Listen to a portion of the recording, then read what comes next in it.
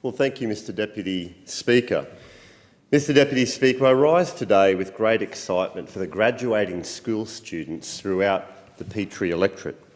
Whether graduating from primary school or high school or moving on to the next year level, students in Petrie have a lot to be proud of. And I am very privileged to have met many of the students throughout the 40 schools or so in the Petrie electorate over the last 12 months.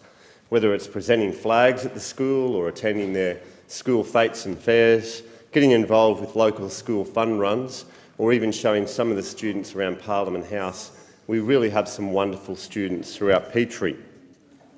Most recently, Mr Deputy Speaker, I've been visiting the schools for their awards evenings, and I've had the chance to present many students with the Petrie Shield.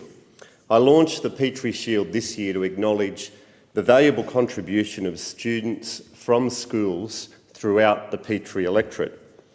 And the award is presented in the spirit of Mr Andrew Petrie, after whom my electorate is named.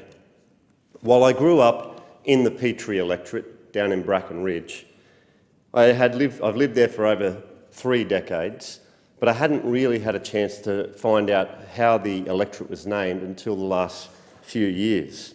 And when I came across the story of Andrew Petrie, I was inspired, and I felt that the story should be known, and that young people who have exhibited the character of Andrew Petrie should also be recognised. Andrew Petrie was born over 200 years ago in 1798. He was a local builder, entrepreneur and explorer. He was hard-working, and he was the first white man to climb Mount Biwa, one of 10 volcanic peaks in the Glasshouse Mountains up in Queensland. And even after losing his eyesight, he continued to run his construction business. Mr Andrew Petrie was also a very generous man. He would invite homeless people in for a meal, and he would help the unemployed to find work. Today, his legacy lives on in many of the buildings and foundations around the Moreton Bay region.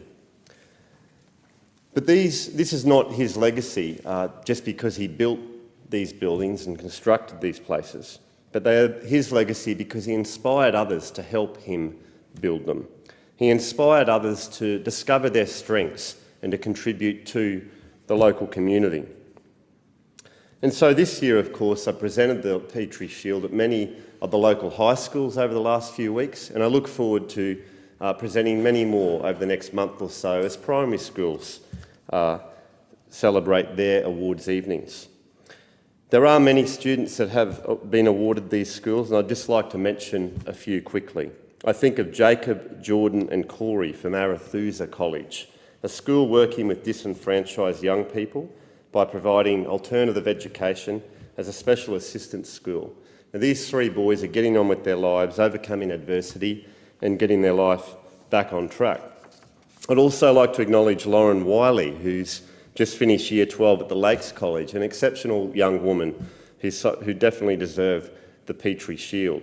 There's Caitlin Ferrant from Southern Cross Catholic College, Daniel Devlin and Josh Maskelyne from Clontarf Beach State High School, Kane Misson, Caitlin Wells and Jade Eldridge from Muir College Middle School, and Ella Rose Ginther, Robert Smith, Ruby Gleeson from the primary school at Muir, Kelsey, Aaron, Annabella and Kevin from St Benedict's Catholic Primary School, and Stephen V and Jack from Redcliffe State High School. There's Lily Nan, Caitlin Alizzi and Liam Stanton from St Paul's School. Now, all of these students, Mr Deputy Speaker, have been awarded these shields for academic success, sporting excellence, showing dedication to the music and arts, but also for their commitment to leadership and the community in general. And they're all definitely deserving of these awards. They will receive their own Petrie Shield, and then, of course, there's a perpetual shield that stays in the school each year.